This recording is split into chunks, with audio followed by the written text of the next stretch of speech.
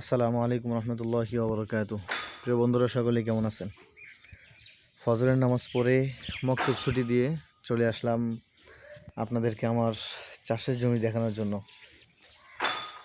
দেখেন, মাশাআল্লাহ, আমি বেগুন গাছ লাগাইছিলাম। আলহামদুলিল্লাহ, বেগুন গাছ অনেক সুন্দর হয়েছে।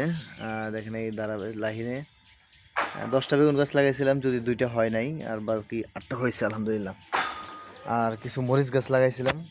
মরিচ গাছগুলো প্রায় 25টা চারা লাগাইছিলাম, তার মধ্যে অল্প কিছু চারা হয়েছে, বেশিরভাগগুলো পিঁপড়ায় খেয়ে ফেলছে। দেখেন, কালকে বৃষ্টি আসছিল, প্রতিদিনই প্রায় বৃষ্টি হয়। বৃষ্টি আসার কারণে দেখেন কি পরিমাণ মাটিগুলো, মানে পিঁপড়ার যে কি পরিমাণ বাসা এখানে, সেটা বোঝা যাচ্ছে। আর পিঁপড়ার কারণে আমি পিঁপড়ার যে বিষ আছে, সেই বিষগুলো প্রতি গাছের গোড়ায় করে দিয়ে দিছি, যেন গাছের গোড়া নষ্ট না করতে পারে।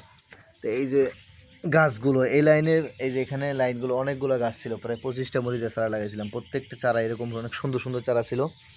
তারপরেও কী করেছে এই পিঁপড়েগুলো, গাছের গুঁড়াগুলো কেটে দিয়ে গাছগুলো নষ্ট করে দিয়েছে।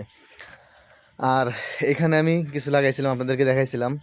এখানে কিছু আমি বীজ রোপণ করছিলাম, বিভিন্ন শাক সবজির, বিভিন্ন ধরনের সবজির বীজই।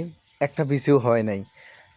তার কারণ কি জানেন? দেখেন, মাটিতে কি পরিমাণ যে পিঁপড়া, এই পিঁপড়াগুলোতে বীজগুলো সব খেয়ে ফেলছে।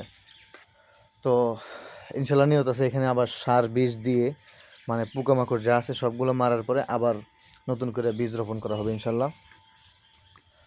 তো সকলেই দোয়া করবেন যেন ভালো ফলন যেন হয়।